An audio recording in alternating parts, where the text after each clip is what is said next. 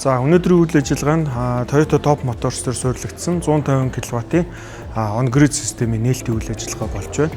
За уг систем дээр манай компани Toyota Top Motors-тай хамтарч нэгж бүр нь 585 Вт-ийн bifacial панелтай нийтдээ 270 ширхэг панелийг суурилуулж 150 кВт-ийн Huawei брендийн 380 инвертертэй ийм системийг өнөөдөр ингээд ашиглалтанд хүлээлгэн өгч байна.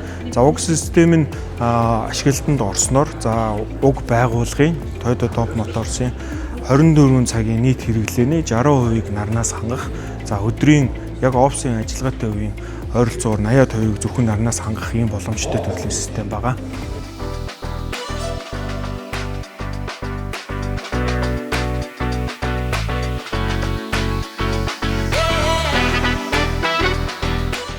За энэ хүү систем маань орсноор бол бид нэр ойролцоогоор 100 тонн нүүрс шатааж эрчим хүч гаргах, 120 орчим тонн CO2 хүлэмжийн хий ялгархаас ингээд сэрэмжилж чадж байна. Жилд бол 160 мод тарсантай тэнцэх хэмжээний бас ийм байгаль дээлтэй үйл ажиллагаа явуулж байгаа. За тэгээ манай хамт олонны зүгээс бол бусад бизнес эрхлэгч байгууллагуудыг гацсан өөрийн үйл ажиллагаагаа айлуулах хүрээлэн буй орчин байгальтай ээлтэй явуулаач гэж уриалж байгаа.